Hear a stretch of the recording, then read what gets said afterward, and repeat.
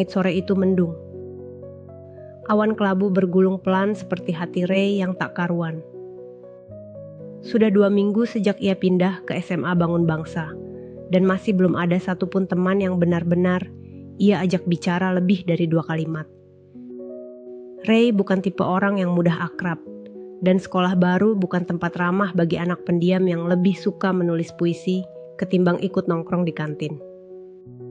Bel pulang berbunyi saat tetesan hujan mulai jatuh pelan.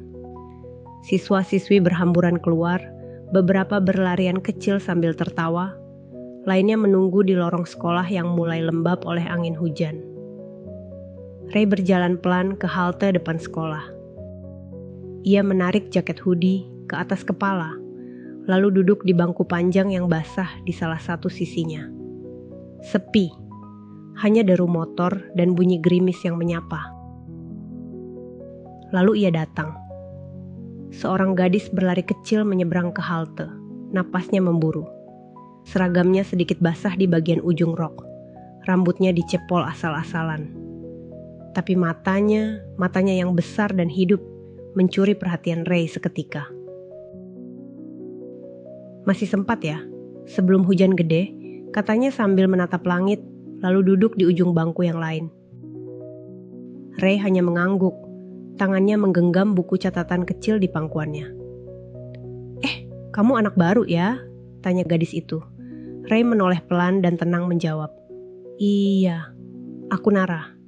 Kelas 11 IPS 2. Ray, 11 IPA 1. Nara tersenyum.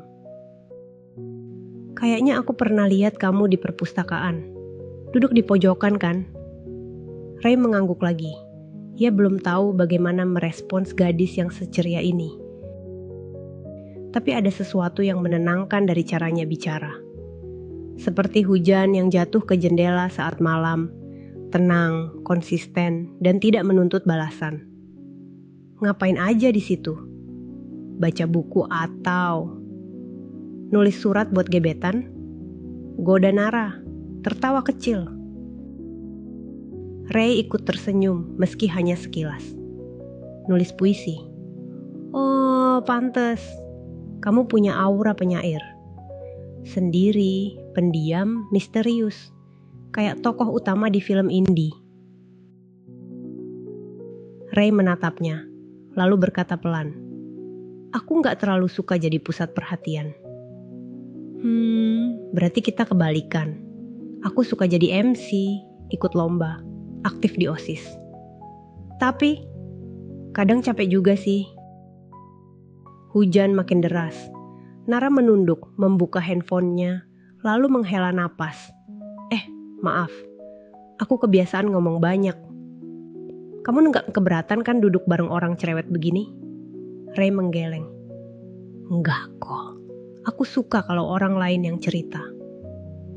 Nara tersenyum, dan itu senyum yang hangat.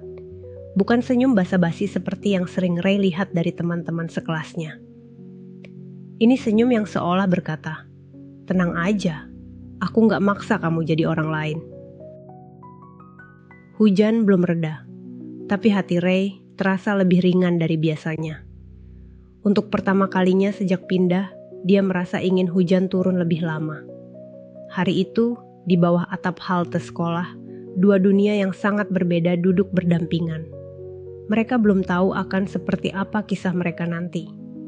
Tapi Ray tahu satu hal. Dia ingin menulis puisi tentang gadis bernama Nara.